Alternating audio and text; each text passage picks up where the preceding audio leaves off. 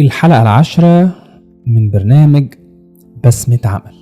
أكتر جملة بتبوظ علاقتك بمديرك. في جملة بسيطة ناس كتير بتقولها في الشغل من غير ما تقصد، بس لما المدير بيشوفها أو بيسمعها بتبقى جرس إنذار. الجملة دي هي وأنا مالي. يحصل موقف تقول أنا مالي، عملي يشتكي أنا مالي، مش شغلي، مشكلة في الشفت اللي قبلك أنا مالي، أنا عملت اللي عليا وخلاص. في اللحظة دي المدير مش بيشوف موظف، المدير بيشوف شخص لا يمكن الاعتماد عليه. عارف المدير دي في اللحظة دي بيفكر في ايه او بيفكر ازاي؟ لو كل واحد قال انا مالي المكان كله هيقف والمشاكل هتتراكم فوق دماغي، كل واحد هيحط اللوم على غيره. وكمان المدير بقى اللي فكر فيك زمان كقيادة مستقبلية تبقى مدير مستقبلي هيبص على الحتة دي بس، هو عنده حس مسؤولية ولا لا؟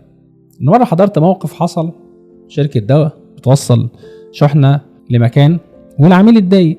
الموظف اللي استلم التليفون لما خد فيدباك من العميل قال له يا فندم دي مش غلطتي، دي مسؤولية التوزيع.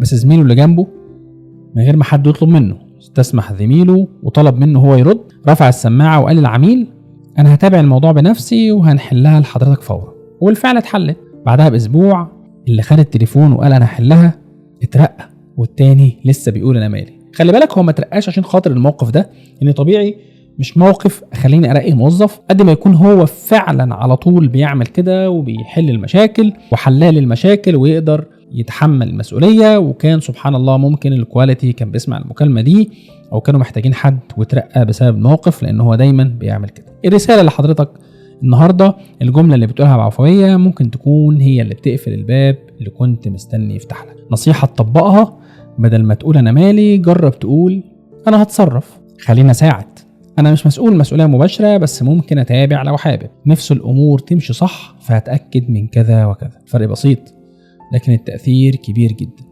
سؤالي ليك النهاردة، اخر مرة حصلت مشكلة كنت من اللي قالوا انا مالي ولا من اللي قالوا انا هتابع حتى لو مش شغلي؟ اشوفكم ان شاء الله في رسالة جديدة من بسمة عمل.